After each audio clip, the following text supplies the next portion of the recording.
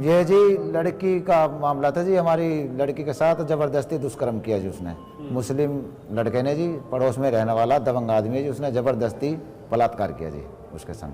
क्या नाम था उसका? उसका नाम राशिद सन ऑफ रफ़ीक। ठीक, फिर आगे क्या हुआ? आगे जी हमने जी वेल एप्लीकेशन लगाई जी, सब काम करे जी। वो फ़िलहाल अरेस्ट है जी, वो जेल में है। उसके बावजूद भी जेल में रहने के कारण जब भी उसके घर के घर वाले हम पे दबाव डाल रहे हैं जी, पूरा फैसला करने के लिए जी। या तो फैसला करो नहीं गांव में, तो भगा दिए जाओगे आप। गांव वाले, घर वाले भी जी, गांव वाले भी उसके संग आते हैं, 20-25 हमारी बिरादरी के भी आते हैं जी, जो हमारे संग हैं वे भी आते हैं जी। वे भी उनको वो कर रहे हैं जी, पूरा वो दे रहे हैं आश्वासन उसके लिए। आप क्या चाहते हो? इंसाफ चाहते हैं जी। इंसाफ नहीं मिलेगा तो हमें मजबूरन ही अपनी कुछ उस पर उतरना पड़ेगा फिर जी। हमको इंसाफ मिलना चाहिए पूरा पूरा जी।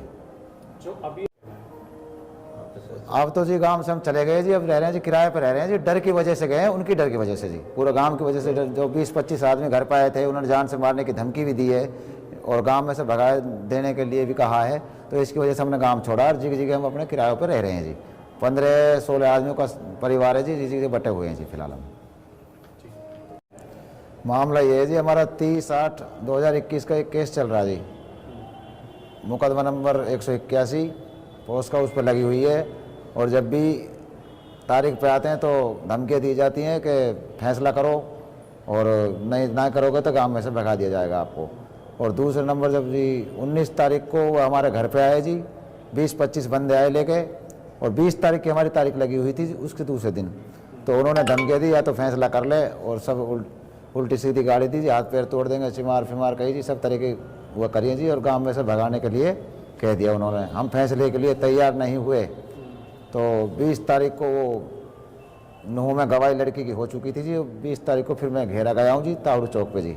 3 बंदे थे, मोटरसाइकिल पे नंबर नहीं थे, कोर्ट में उनके संग थे जी वो तीनों।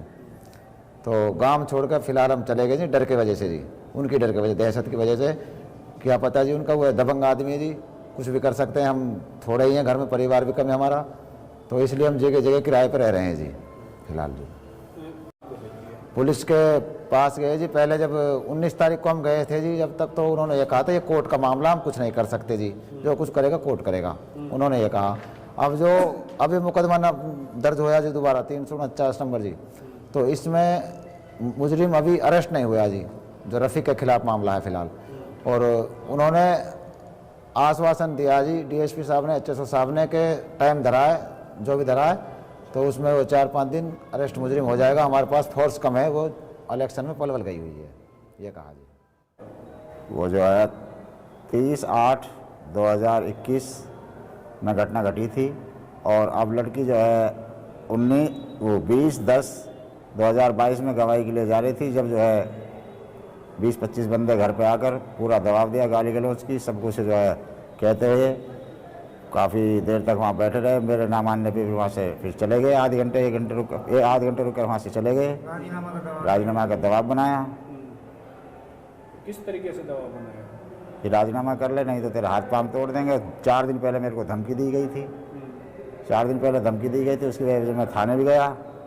थाने से मेरे कोई आश्वासन है, कोर्ट कचहरी का केस है, हम नहीं कर, आपकी हेल्प कुछ नहीं कर सकते।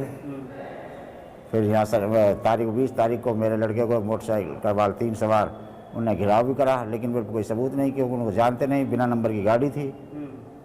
और उसके बाद में फिर जो है हम गांव छोड़ के वहाँ से धीरे धीरे चले गए। गाँव किस लिए, कहाँ रहते हो?